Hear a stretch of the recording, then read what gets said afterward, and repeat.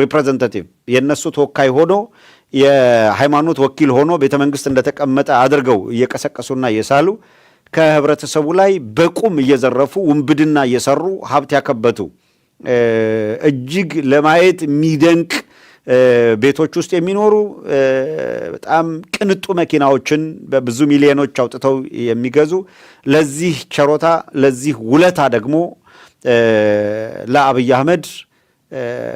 አህመድ ወይ ሞት ብለው አብይ አህመድን የተቃወመ አርቲስትም የሃይማኖት አባትም ፖለቲከኛም ጋዜጠኛም እያወገዙ ጌታ ተናግሯል፣ ውሳኔ ሰጥቷል፣ የምርጫውን ውጤት ኢየሱስ ክርስቶስ ከሰማይ በይኖታል ብለው ስብከት እየሰበኩ ያሉ ማለት ነው። ኢየሱስ ክርስቶስ ወስኗል። እነሱ በእርግጥ ክርስቶስም አይጥሩም። የትኛውን ኢየሱስ እንደሆነም ፈጣሪ ወቀው የሚጠሩት እኛ የምናውቀው ወልደ ጓለመያው፣ እኛ የምናውቀው የድንግል ማርያም ልጅ፣ እኛ የምናውቀው ከአባቱ ከእግዚአብሔር አብ ያለ እናት ቅድመ ዓለም የተወለደ ድህረ ዓለምም ያለ አባት ከመንፈስ ቅዱስ የተነሳ መንፈስ ቅዱስ ጸልሏት የልዑል ኃይልም ጋርዷት ክርስቶስ በልዩ ሁኔታ ከነሳው ስጋ ተዋህዶ ነሳ ስጋ ነሳ ከነሳው ስጋ ጋርም ተዋህደ ፍጹም ያ የነሳው ስጋ ፍጹም የመለኮት ባህሪን ተዋህዶ ስጋ ፍጹም አምላክ ሆነ። መለኮትም የነሳውን ስጋ ተዋህዶ ደካማ ስጋን ተዋህዶ ፍጹም ሰው ሆነ። ስለዚህ ፍጹም አምላክ ፍጹም ሰው የሆነ ጌታችን አምላካችን መድኃኒታችን የድንግል ማርያም ልጅ ኢየሱስ ክርስቶስ እርሱ አምላክ ሆኖ እርሷን እመ አምላክ ያሰኘ፣ እርሱ ንጉሥ ሆኖ እርሷን የንጉሡ እናት ያደረገ፣ በልዩ ሁኔታ የመረጣት ከሴቶች ሁሉ የመረጣት የመላእክት እህታቸው የምትሆን ንጽሕት ክብርት የምትሆን እመቤታችን ወላዲተ አምላክ የወለደችው ኢየሱስ ክርስቶስ እኛ የምናምነው ኢየሱስ ክርስቶስ ነው። እርሱ በወስላቶች ዘንድ የውንብድና ተባባሪ አይሆንም። እርሱ ዘይት እየቸረቸሩ በጫማ ጥፊ ሰው እየደበደቡ ይሄን ያህል ሚሊዮን ብር ለጸለይኩበት አምጣ ብለው የክርስቶስን ጸጋ በችርቻሮ ከሚነግዱ ጋር ህብረት የለውም። ስለዚህ ከሰይጣኑ ዓለም ከጨለማው ዓለም ካጋንንቱ ዓለም የመጣ የዚያን የጨለማውን ገዢ የዚያን የጨለማውን ንጉሥ የሚከተሉ አካላት አሁን በኢትዮጵያ ውስጥ እያደረጉ ያሉት በጣም አስከፊ የሆነ አሁን በኢትዮጵያ ውስጥ እያደረጉ ያሉት ነገር በጣም አስመራሪ የሆነ ነው። ከአንድ መሸጋገሪያ በኋላ እንደገና በማብራሪያ እንመለሳለን። አሁንም አብራችሁን ቆዩ። ተመልሰን መተናል። አሁንም አብራችሁን ስለሆናችሁ ከልብ እናመሰግናለን። እስከ ፕሮግራማችን ፍጻሜ ድረስ አሁንም ከኛ ጋር ቆይታ አድርጉ። በጀመርነው መልኩ እንቀጥላለን። የአብይ አህመድ ፓስተርና ነቢያቶች ስምሪት መውሰድ ላይ የነበርነው የነሱ ስምሪት መውሰድ እነዚህም አካላት ህብረተሰቡን የሚያጨረብሩበት መንገድ ኢየሱስ ክርስቶስ ውሳኔ ሰጪ፣ ኢየሱስ ክርስቶስ በዚህ የምርጫ ሂደት ውስጥ ባለቤት ሆኖ አብይ አህመድ የቀሪው ጊዜ ገዢ እንዲሆን በኢትዮጵያ ውስጥ እንደወሰነ በማድረግ እያጨረበሩ ያሉ አካላት ለዚሁ የማጭበርበር ስልት ቤተ መንግስቱ የመደበላቸውን ገንዘብ መነሻ አድርገው ስምሪት የወሰዱ ስለመሆናቸው ነው እያነሳን ያለ ነው። እነዚህ በግል ስብዕናቸው በጣም ግፈኛ የሆኑ የሚሰብኩት ኢየሱስ ክርስቶስም ቀደም ሲል ካነሳ ነው እኛ ከምናውቀው ኢየሱስ ክርስቶስ ጋር በተቃራኒ የቆመ ሐዋርያት ከሰበኩት ውጪ ሌላ የሚሰብክ እርሱ የተረገመ ይሁን እንደተባለ የተረገሙ የሚያሰኛቸውና ከሐዋርያት መሰረት ውጪ የሆነ ትምህርት ይዘው የመጡ አካላት ግን እንዳውም በቤተ መንግስቱ ውስጥ እባብ አለ፣ መሳቢያውን ክፈተው፣ ጨካኙን ነከሌን ግደል፣ ኢትዮጵያን አጽዳ፣ ኢየሱስ ክርስቶስ ነው ይሄን የሚያደርገው፣ አትፍራ፣ አትራራ የሚል ጥላቻን የሚሰብኩ ጦርነትን የሚባርኩ የጦርነት የተሳካ ይሁን ብለው ባርከው የአብይ አህመድ አገዛዝ የፈለገውን ያህል እንዲገድል ዋስትና እውቅና እንሰጣለን የሚሉ ፓስተርና ነቢያቶች የዘንድሮ የምርጫ ሂደት ብያኔ ሰጪዎቹ ነው አስቀድመው ተንበየዋል። ስለዚህ ኢንሳ፣ አርቲፊሻል ኢንተለጀንስ፣ ብሔራዊ ደህንነት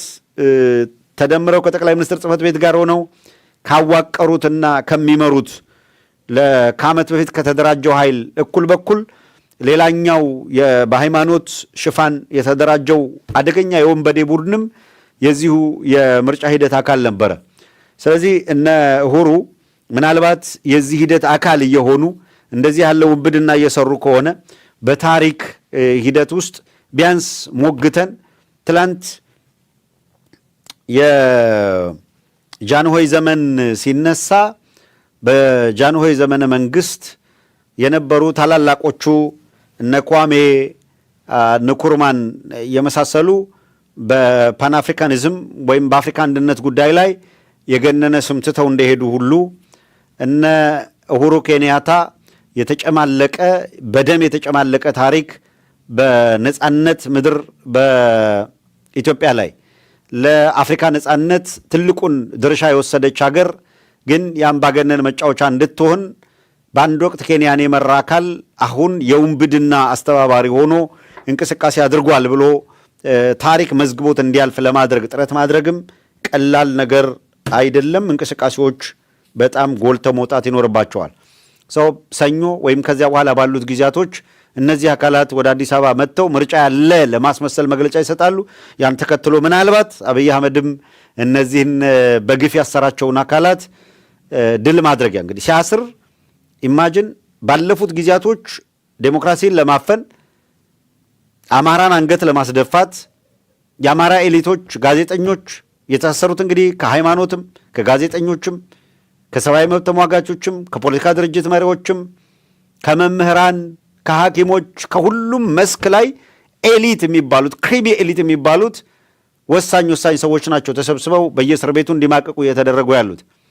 እነዚህን ሲያማቅቅ ከርሞ የግፍ የህሊና እስረኞች ሆነው ሳለ ከዚያ ደግሞ እነሱን ፈትቻለሁ ብሎም ፖለቲካ ሰርቶ እንደገና ሌላ ትርፍ ሊያገኝበት ይኸው ዴሞክራሲውን አሰፋ እንዲባል ግፍ ፈጸመ እስከዛሬ የማይገባቸውን ያክልም አስሮ አሰቃየ ሳይሆን ሞቢላይዝ የሚደረገውም ህዝብ እንኳን ለቤታችሁ አበቃችሁ የሚል ተረተረት ውስጥ ነው ሊገባ የሚችለው። ይህ ነው በጣም አደገኛው።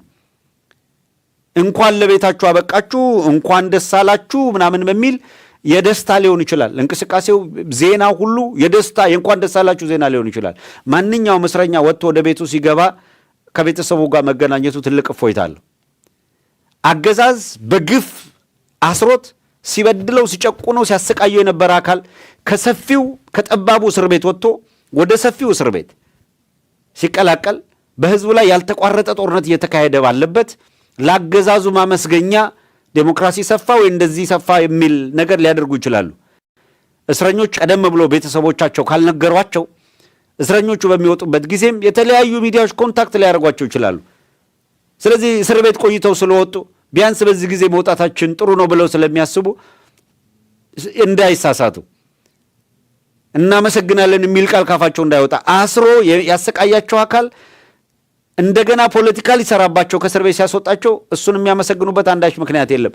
ካመሰገኑ አገዛዙን ጉሮሮውን ይዘው ማሰር መፍትሄ እንደማይሆንና በፍጹም እንደማይለቀቁ ያሳዩ ጀግና ወንድሞቻቸው እነሱ እስር ቤት በመሆናቸው የእነሱን ስም እየጠሩ በየበረሃው የሞቱ ወንድሞቻቸውን እንጂ በውንብድና አስሮ ያሰቃያቸውን አካል እንደገና የሚያመሰግኑበት አንድ ምክንያት ሊኖር አይገባም የሚል ነገር ለማንሳት ነው።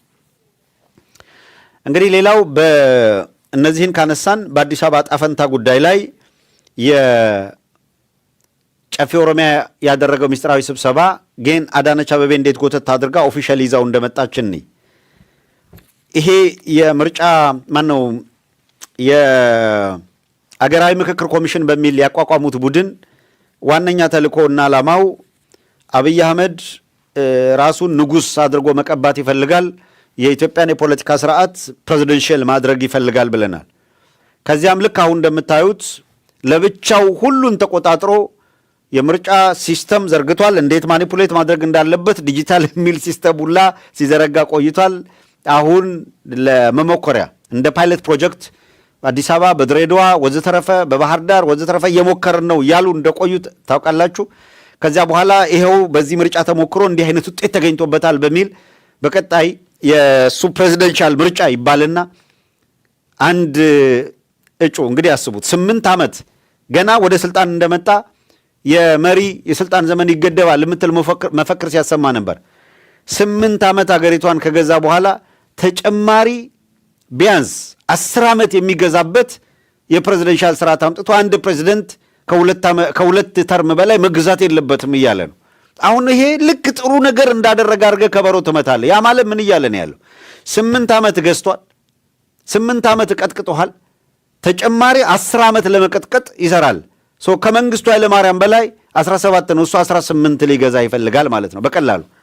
ይሄንን እኔ ከምነግርህ በላይ አብይ አህመድ ራሱ ያሰማራቸው አሁን ቅድም ያነሳዋቸው ፓስተር በለው ነብይ በለው ምናምን ብሎ የተሰማራ ምን ሲል ነበረ? ቢያንስ 2 ዲኬድ አብይ አህመድ 2 ምርጫ ከዚህ በኋላ ይመራል፣ ከዚህ በኋላ 10 ዓመት ይመራል ወዘተረፈ ሲሏቸው የነበረው 10 ዓመት ይመራል ዝም ብሎ በጥንቆላ አይደለም ያመጣው። ያ ገመዳፍ ነብይ ነኝ የሚል ፓስተር ነኝ የሚል ሰውዬ ስምህን ጻፍ ብትለው የሚጽፍ አይደለም። የለበሰውን ሱት ያክል አእምሮ ዋጋ የሚያወጣ አይደለም። አውት ኦፍ ብሉ ከሆነ ጨብጭቡ ሲል የነበረ ሰውዬ ማለት ነው። ወርድ አሳክቱ አጨብጭቡ ማለት የማይችል ሰውዬ አብይ አህመድ 2 የምርጫ ሲዝን መርቶ 5 ዓመት 10 ዓመት ይመራል የሚል በሱ ፍልስፍና ወይ ጌታ እንደዚህ ያለኝ ብዬ ላጭበርብር ብሎ አይደለም። ክራፍት የተደረገ ፕላን የተደረገ አቅደው አዘጋጅተው አንተኛው ነብይ ነኝ ብለህ ይሄንን በል፣ አንተ ፓስተር ነኝ ብለህ ይሄን ይዘህ ተሰማራ ተብሎ እንደ ካድሬ ትክክለኛ ስምሪት የተሰጣቸው አካላት ናቸው። የተሰጣቸውን ስምሪት መነሻ አድርገው ይሄንን የውንብድና አገዛዝ ለማስቀጠል የሚያስችላቸው ውንብድናቸውን ነው ሲነግሩን የቆዩት። ስለዚህ በመጪው የምርጫ ሂደት ሌላ ተጨማሪ 10 ዓመት እንዴት እንደሚገዛ መደላድል እየፈጠረልን ነው ያለው እሱ። ይሄን ለማድረግ ምን ማድረግ አለበት? አማራው መበታተን ያስፈልገዋል። ይሄን ለማድረግ ትደነቃላችሁ።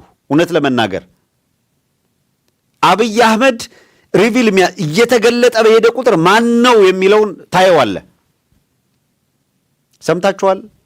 እዚሁ ላይ አንድ ነገር ጨምሬላችሁ ለመሄድ በተለይ አብይ አህመድ አዳይ ነው የምትሉ የኦሮሞ ፖለቲካ ኃይሎች ምን እንደሚሰማቸው አላቅም። አንድ የአውሮፕላን ነገሌ ቦረና ላይ የአውሮፕላን ጣቢያ ማነው አውሮፕላን ማረፊያ ተሰርቷል ተብሎ እዚያ ቦታ ላይ ተገኝቶ ነበር አብይ አህመድ። እዛ ተገኝቶ ባደረገው ንግግር የሚገርም ንግግር አድርጓልና በቦረና ያሉ እዛ ቦረና ላይ ያሉ የኦሮሞዎች አለ የቦረናዎችን የኦሮሞን ባህል ጠብቀው ያቆዩ ናቸው አለ። መጀመሪያ በንግግሩ የኦሮሞን ባህል ጠብቀው በማቆየታቸው ምስጋና ይገባቸዋል ወዘተረፈ አለ የመጀመሪያው። ከዛ ቀጥሎ የሚገርም የተናገረው ምንድን ነው? የኦሮሞን ባህል ጠብቀው በማቆየታቸው ምስጋና ይገባቸዋል ካለ በኋላ እንደው የአብይ አህመድ ጉዳይ እኮ የሚገርም ነው። የኦሮሞን ባህል ጠብቀው አቆይተዋል አለ። ለዚህ ምስጋና ምናምን ይገባቸዋል አለና በአካባቢው ካሉ ብሔረሰቦች አለ እና በአካባቢው ካሉ ኦሮሞዎች ጋር ተስማምተው በመኖራቸው አለ። ሰው ቦረና ያለውን ኦሮሞ ከሌሎች ኦሮሞዎች ጋር ተስማምተው በመኖራቸው አሁን ለምሳሌ ነው ማለት ነው። ይሄው ከዚህ ከራሱ አነጋገር ነው ተሰሙታላችሁ።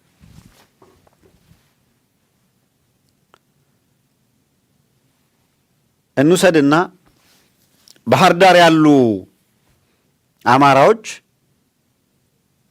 በባህር ዳር ዙሪያ ካሉ ሌሎች አማራዎች ጋር ተስማምተው ኖረዋል ከተባለ ባህር ዳር ላይ ያለ አማራና በባህር ዳር ዙሪያ ያለ አማራ የተለያየ ነው ማለት ነው አይደለም? ባገላለጽ እንደዛ ከሆነ ቦረና ላይ ያሉ ኦሮሞዎች ይላል ከሌሎች በዙሪያቸው ካሉ ኦሮሞዎች ጋር ተስማምተው መቆየታቸው